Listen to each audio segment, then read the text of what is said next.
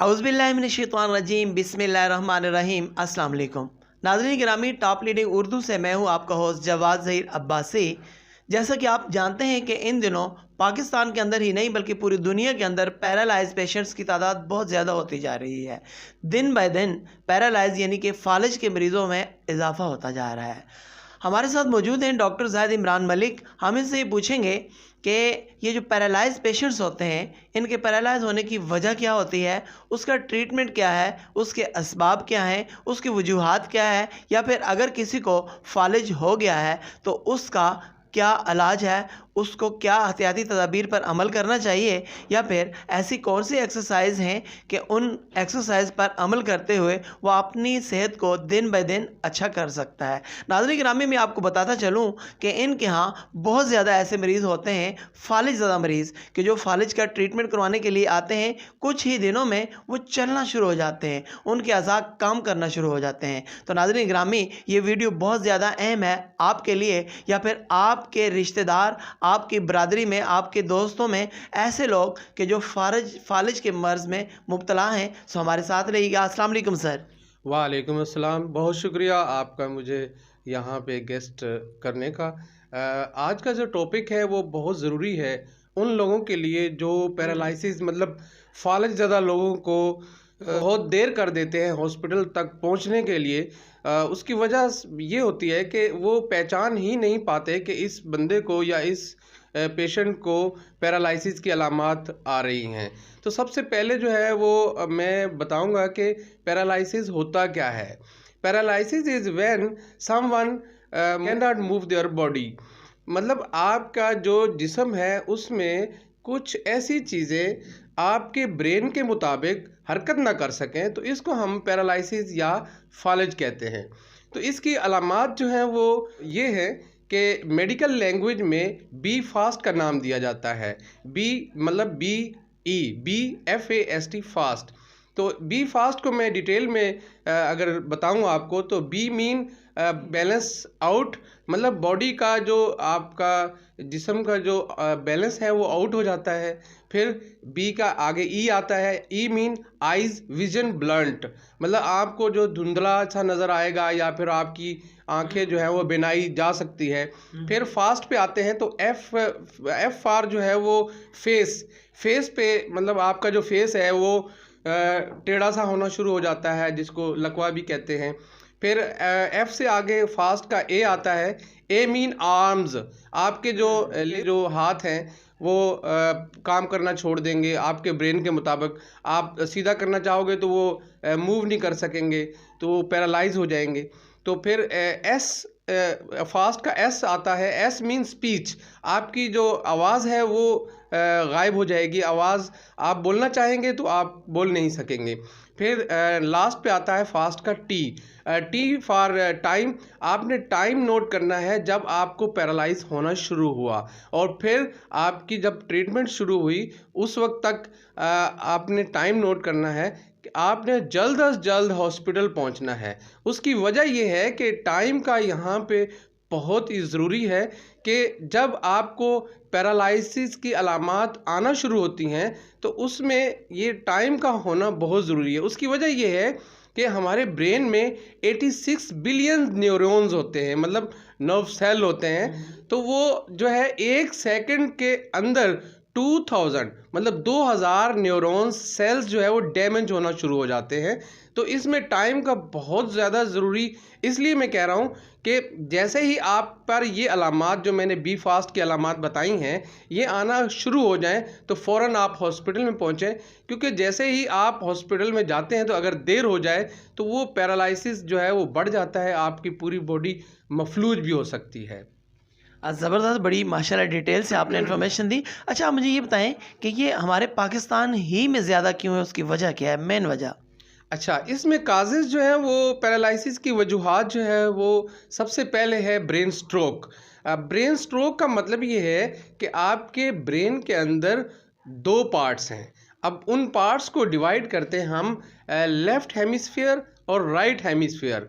मतलब ब्रेन के अंदर हेमिस्फीयर होता है, तो वो लेफ़्ट हेमिस्फीयर और राइट हेमिस्फीयर, और फिर आपके दो आर्टरीज़ जो है, दो शरेयानें गर्दन के आगे से गुजर रही होती हैं जिनको हम कैरोटिड आर्टरीज़ कहते हैं, और दो जो आर्टरीज़ हैं, दो खून की नालियाँ, वो हमारे गर्दन के पीछे से गुजर रही होती हैं जो ब्रेन को ब्लड सप्लाई करती हैं, उनको हम वर्टिब्रल आर्टरीज़ कहते हैं। ये चार जो शरेयानें हैं, इनके अंदर अगर तो कोई ब्लड क्लॉट आ जाता है तो दैट मीन्स आपके ब्रेन में ऑक्सीजन सप्लाई या ब्लड सप्लाई स्टॉप हो गई है। जब आपके ब्रेन में oxygen supply, blood supply block हो गई है तो फिर आपके जो ब्रेन के न्यूरॉन्स हैं, नर्व सेल जो हैं, वो डैमेज होना शुरू हो जाते हैं। तो दैट मीन आपका जो ब्रेन है वो ख़त्म होना शुरू हो जाता है या ख़राब होना शुरू हो जाता है। तो ब्रेन के जो लेफ़्ट हेमिस्फीयर है, अगर उस तक आपके ब्लड सप्लाई जो है वो स्टॉप हो जाए, तो ऑक्सीजन सप्लाई नहीं हो रही, तो लेफ़्ट हेमिस्फीयर जो है वो डैमेज होना शुरू होता है। तो लेफ़्ट हेमिस्फीयर जो है ब्रेन में, वो आपके right part of the body, आपके जिस्म का जो दायां हिस्सा है वो मफलूज होना शुरू हो जाएगा।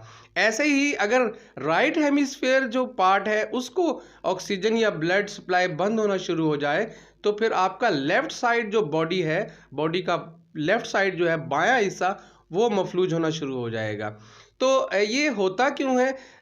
जो स्ट्रोक है इसको हम दो पार्ट्स में डिवाइड करते हैं। इस्कीमिक स्ट्रोक, इस्कीमिक स्ट्रोक में जो है वो ये होता है कि आपके जो ब्लड में कोलेस्ट्रोल लेवल ज़्यादा है। अब तीन चीज़ें जो हैं वो बहुत ज़्यादा इम्पोर्टेंट हैं इसमें। एक तो अनकंट्रोल्ड कोलेस्ट्रोल लेवल, और फिर दूसरा जो है uncontrolled blood pressure, uncontrolled diabetes. ये तीन चीज़ें जो हैं वो अनकंट्रोल हो जाएं, तो मतलब ये कंट्रोल ना हो सके, तो दैट मीन आपके ये जो चार आर्टरीज़ हैं इनमें किसी भी टाइम क्लॉट, मतलब खून का लोथड़ा जम सकता है, और फिर आपके जिस्म के अंदर जो ब्लड सप्लाई है उनमें खून के लोथड़े जो हैं वो ब्रेन तक, जब उन नालियों तक जाएंगे तो वो ब्लड सप्लाई स्टॉप कर देते हैं ब्रेन तक। जैसे ही ब्लड सप्लाई ब्रेन होती है तो आपका जो दिमाग है, आपका जो हेमिस्फीयर है, वो डैमेज होना शुरू हो जाता है, फिर पैरालिसिस होना शुरू हो जाता है। अब दूसरी जो ब्रेन स्ट्रोक की वजह है वो है हेमरेज स्ट्रोक। हेमरेज स्ट्रोक जो है वो, उसको हम इसलिए ज़रूरी कहते हैं कि उसमें जो है वो जो हमारे जो खून की नालियां हैं वो दिमाग के अंदर बस्ट कर जाती हैं, फट जाती हैं। तो फट जाने से, खून की नालियां फट जाने की वजह से फिर क्या होता है कि आपके ब्रेन में खून जम जाता है, तो फिर आपका जो ब्रेन का हेमिस्फीयर है वो ख़राब होना शुरू हो जाता है, तबाह होना शुरू हो जाता है, तो फिर आपको पैरालिसिस हो जाता है। अब दूसरी जो वजह है पैरालिसिस की, वो है brain trauma. Brain trauma mean spinal injury. अगर आपको एक्सीडेंट में चोट लग गई, आपके कमर की रीढ़ की हड्डी पे चोट लग गई है या ब्रेन पे चोट लग गई है, तो इससे जो है वो आपका ब्रेन जो है वो काम करना छोड़ देगा। तीसरी वजह है कि ब्रेन ट्यूमर, आपके ब्रेन में कोई ट्यूमर बन गया है किसी वजह से, आप स्ट्रेस का शिकार हैं, तो आपको ब्रेन ट्यूमर हो सकता है। इसकी वजह से भी आपको पैरालिसिस हो सकता है। ज़बरदस्त। अच्छा, मुझे ये बताएं, जो पैरालाइज पेशेंट्स होते हैं उनको अगर शुगर नहीं है तो ऐसी कौन कौन सी ग़िज़ाएँ हैं कि जो उनके लिए हेल्पफुल हो सकती हैं उनकी बॉडी के लिए? अब हम आते हैं इसके इलाज की तरफ। आपने बहुत अच्छा सवाल किया कि इसका इलाज या इसकी ट्रीटमेंट क्या है। तो सबसे पहले जो है वो, आप जैसे ही मैंने बी फास्ट का नाम लिया था शुरू में कि आपको अलामात पैरालिसिस की आना शुरू हो जाए, तो फ़ौरन आप हॉस्पिटल में पहुँचें, क्योंकि जो पहली वजह मैंने बताई थी कि ब्लड सप्लाई में अगर लोथड़ा खून का आ जाता है तो भी आपको पैरालिसिस हो जाता है। अगर विद इन 4 आवर्स आप हॉस्पिटल में इमरजेंसी में पहुँच जाते हैं, तो वो विद सर्जरी से जो वो ब्रेन स्ट्रोक का जो शिकार होने वाला वो लोथड़ा है या ब्लड क्लॉट है, वो सर्जरी के ज़रिए रिमूव हो सकता है। फिर ये है कि हम पैरालिसिस का इलाज कैसे करते हैं। अब पैरालिसिस का इलाज जो है, आपके जो ब्रेन के सेल्स हैं वो तो डैमेज हो गए, अब उसको रिकवर करने के लिए हम मेडिसिन देते हैं। तो मेडिसिन जो है वो आपके जो ब्रेन के सेल्स हैं उसको रिकवर करते हैं, आहिस्ता आहिस्ता हीलिंग का प्रोसेस शुरू हो जाता है।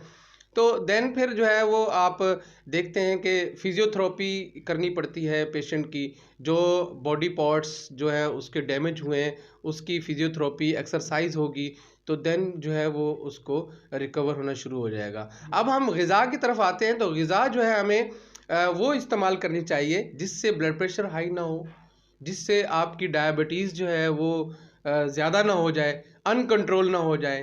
तो और दूसरी बात ये है कि आप पैरालिसिस के पेशेंट को एक अटेंडेंट चाहिए, उसको ऐसा अटेंडेंट जो उसको खुश रखे, जो उसको उम्मीदों से वाबस्ता रखे कि आप बिल्कुल सही हो जाएंगे। जब पेशेंट पैरालिसिस का मायूस हो जाता है कि मैं सारी ज़िंदगी ऐसा ही रहूँगा, तो देन जो है वो एट्रोफी का शिकार हो जाता है। जो पार्ट्स ऑफ बॉडी उसका एट्रोफी में गया है, मतलब सूख रहा है, तो वो मज़ीद सूखता जाएगा, मज़ीद वो सुन्न होता जाएगा, उसमें जो जिस्म में जान जो है उस पार्ट्स में जान ख़त्म होती जाएगी।